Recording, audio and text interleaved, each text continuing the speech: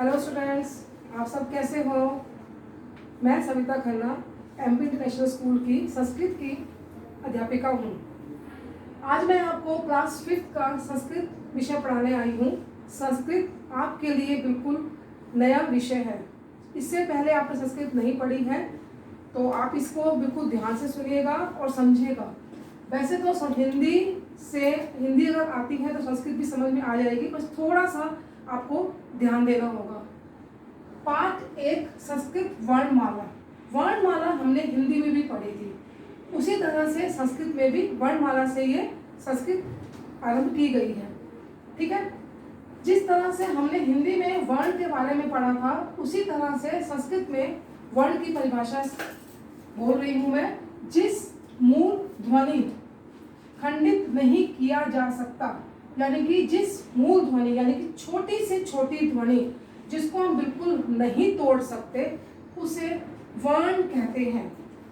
यथा यानी कि जैसे अ, ई, द, स आदि। ठीक है, ये हमारे वर्ण है। अ, ई, द और स आदि वर्णों का समूह वर्णमाला कहलाता है। यानी कि हम जब वर्णों का जब पूरे पढ़ते हैं, स्वर और व्यंजन को, तो वो हमारी वर्णमाला होती है। वर्ण 2 प्रकार के होते हैं, स्वर एवं व्यंजन। ठीक है, स्वर एवं व्यंजन। स्वर वर्ण यहाँ है अ, आ, ई, उ, बड़ा उ, री, बड़ी री, लरी, बड़ी लरी, ए, आई, ओ और औ। ये हमारे स्वर वर्ण हैं। इसके बाद आते हैं व्यंजन वर्ण। व्यंजन वर्ण में यहाँ पर है क्वर्क। क्वर्क के अंदर आते हैं क, ख, ग, घ, अण। ठीक है, च्वर्क वर्ग में आते हैं च, छ, ज, झ, अइया। वर्ग में आते हैं ट, ठ, द, ध और अण।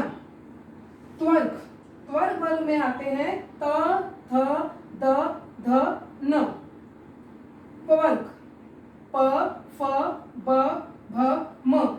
इसमें आपको ये ध्यान देना है कि आप व्यंजन तो हिंदी में भी पढ़ते आए हैं, लेकिन संस्कृत में वर्ण जो लिखते हैं हम, यहाँ पर मैं वर्ग का क लिख रही हूँ, यहाँ पर क लिखा है, इसके नीचे हलंत लगाया है, इसको बोलते हैं हलंत। ठीक है, ये आपने हिंदी में नहीं पढ़ा, तो यहाँ पर संस्कृत में लिखने के लिए व्यंजन को हम हलंत के साथ लिखते हैं। ठीक है, वर्ग में क, ख, ग, घ सबके नीचे ऐसे हलंत का प्रयोग किया जाता है। इसके बाद है यहाँ पर व्यंजन वर्ण में अंतस्थ वर्ण आता है। अंतस्थ जैसे कि अंदर से आने वाली आवाज, य, र, ल, व। ठीक है, ऊष्म व्यंजन श, षटकोण, स और ह। हाँ जी, स्वर वर्ण के 3 प्रकार हैं। ठीक है, ह्रस्व स्वर, ह्रस्व मतलब छोटा, यानी कि छोटा स्वर, अ, ई, उ, छोटा री, लरी। ठीक है, दीर्घ स्वर मतलब बड़ा, दीर्घ यानी कि बड़ा स्वर, आ, बड़ी ई, बड़ा उ, बड़ा री, ऋषि।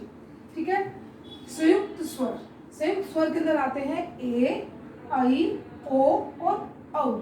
ये है हमारे स्वर। इसके बाद है व्यंजन जो है उसको बोलने के लिए स्वर की जरूरत होती है। प्रत्येक व्यंजन वर्ण अपने सहज यानी कि आसानी से उच्चारण करने के लिए किसी भी स्वर वर्ण की सहायता लेता है। व्यंजन के अंदर स्वर छुपा हुआ होता है, बिना स्वर के व्यंजन नहीं बोल सकते और ना ही लिख सकते हैं। व्यंजन वर्ण के बाद अ, आ, ई, ये है हमारी मात्रा यानी कि स्वर वर्ण। स्वर मिलने पर व्यंजन वर्ण का हलंत, जो मैंने अभी बताया था आपको कि संस्कृत में हलंत के साथ व्यंजन का प्रयोग होता है, चिन्ह हट जाता है और उस स्वर वर्ण की मात्रा, यानी कि जब हम हलंत हटाते हैं और स्वर वर्ण को जब लगाते हैं तो उसकी मात्राओं का प्रयोग उस व्यंजन में किया जाता है, उसमें लग जाती है। यथा यानी कि जैसे कि अगर यहाँ पर हमारे पास ये है व्यंजन, और व्यंजन में अगर हम बनाएंगे तो संस्कृत का व्यंजन बनाने के लिए इसमें हलंत लगा हुआ है, ठीक है। इसको हटाकर अगर हमने ई बनाना है, लिखना है की, तो इसके अंदर बन जाता है की, ठीक है। हलन हट गया और की मात्रा लग गई। इसी तरह से यहाँ पर आ की मात्रा है, आ में ख, ख के अंदर आ है, मैं इसको तोड़ के बताना चाह रही हूँ। ख के अंदर आ है, अगर इसको हमने हटाना है तो यहाँ पर ख प्लस आ लगकर ख तैयार हो जाता है, ठीक है। इसके अंदर स्वर वर्ण छुपे हुए होते हैं, व्यंजन बिना स्वर के नहीं बोले जा सकते हैं। इसी जो लेसन आपको समझाया गया है उसी के अनुसार आप पार्ट 1 का अभ्यास कार्य कॉपी में कीजिए। वो जो पीडीएफ दिया गया है पहले से इसका, तो उसको कॉपी में करना है। और जो बाकी क्वेश्चंस हैं जो कॉपी में नहीं करने को दिए थे, उसमें बुक में करना, जैसे समझाया है उसके अकॉर्डिंग वो बुक में आप आसानी से कर सकते हो, ठीक है। अब नेक्स्ट लेसन पार्ट 2 हम नेक्स्ट सेशन में पढ़ेंगे। Thank you.